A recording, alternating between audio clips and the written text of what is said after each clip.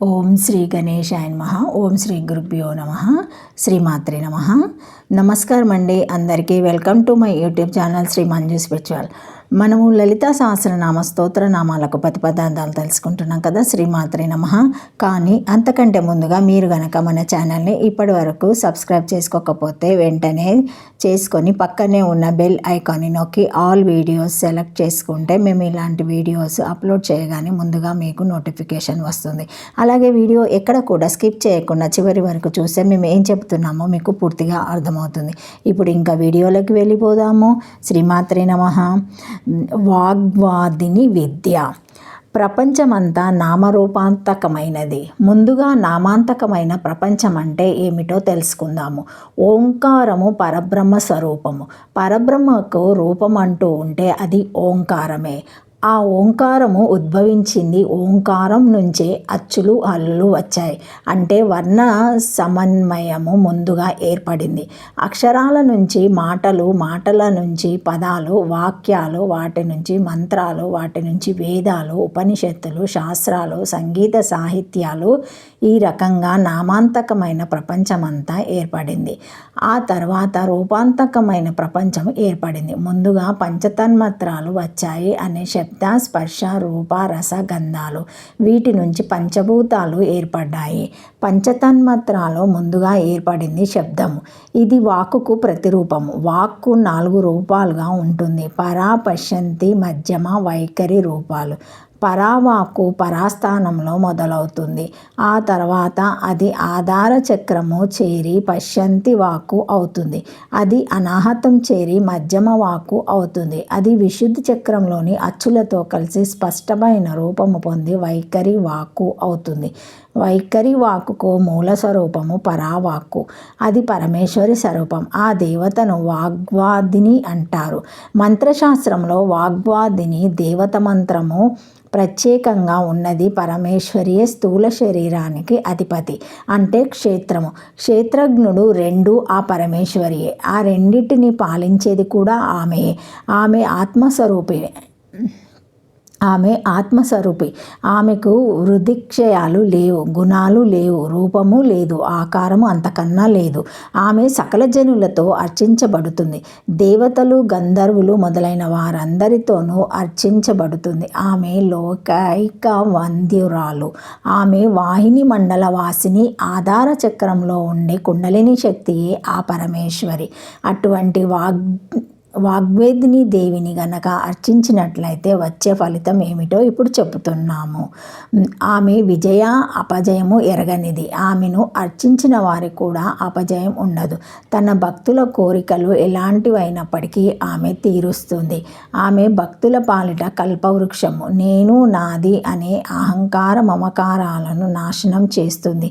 అజ్ఞానులైన వారికి జ్ఞాన మార్గం చూపుతుంది.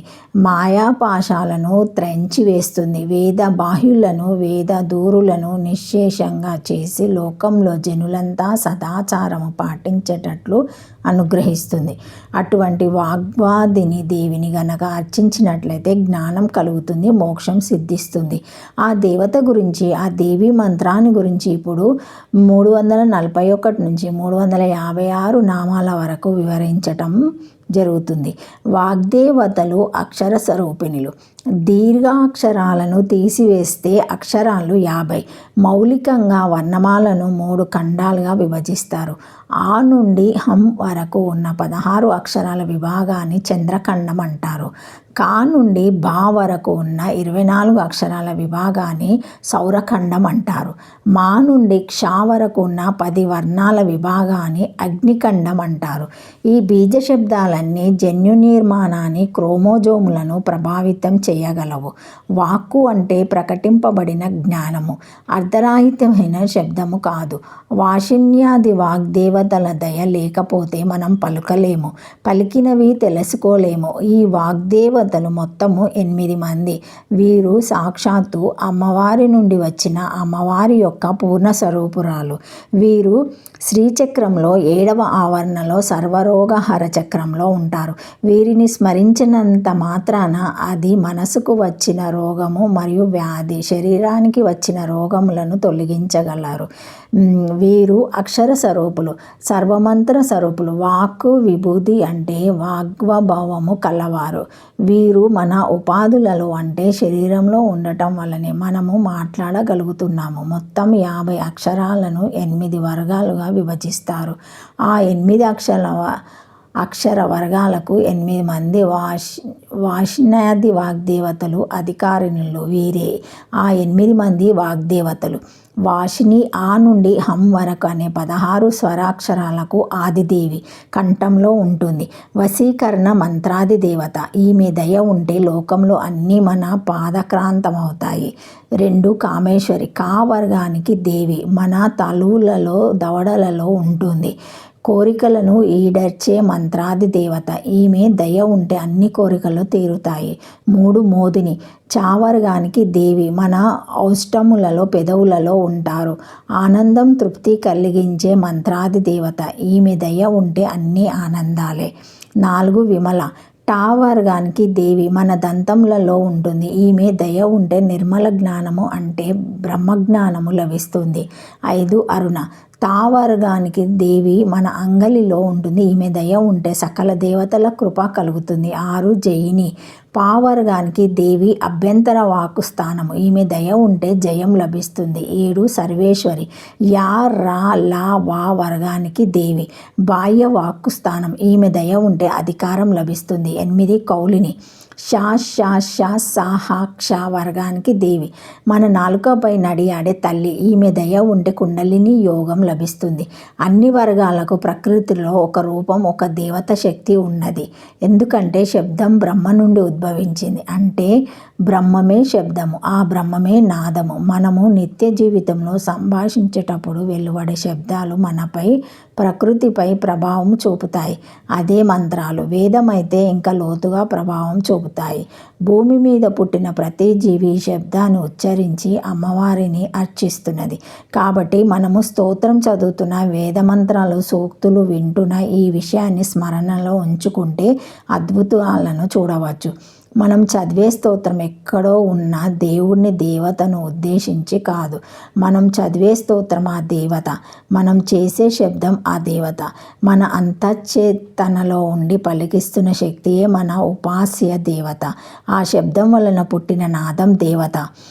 ఎంత అద్భుతం! ఇది మన సనాతన ధర్మం. ఇది మనకు మాత్రమే పరిమితమైన అపూర్వ సిద్ధాంతం. శ్రీమాత్రే నమః. శ్రీమాత్రే నమః. 555 నామము కలి కల్మష నాశిని. ఇది 5 అక్షరముల నామము. కలి కల్మష నాశినాయ నమః అని అమ్మగారిని నమస్కరించుకోవాలి. కలియుగ సంబంధమైన కల్మష మలినములను నాశిని పోగొట్టున్నది.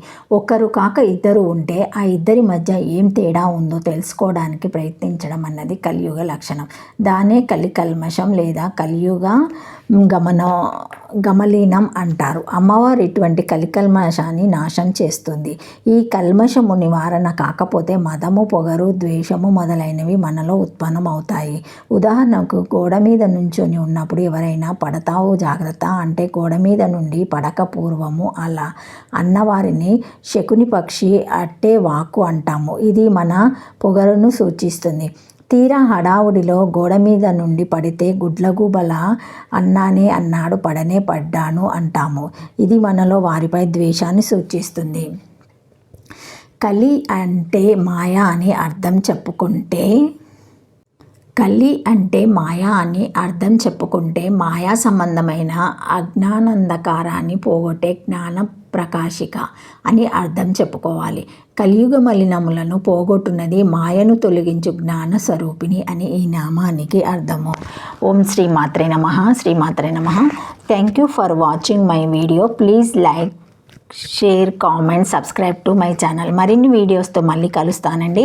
ఈ వీడియో మొదటిసారి ఎవరైనా చూసి ఉంటే తప్పకుండా లైక్ చేసి సబ్స్క్రైబ్ చేసుకోండి. ఏమైనా కామెంట్స్ ఉంటే పెట్టగలరు. లైక్ చేసుకొని సబ్స్క్రైబ్ చేసుకొని షేర్ చేయగలరు. Thank you.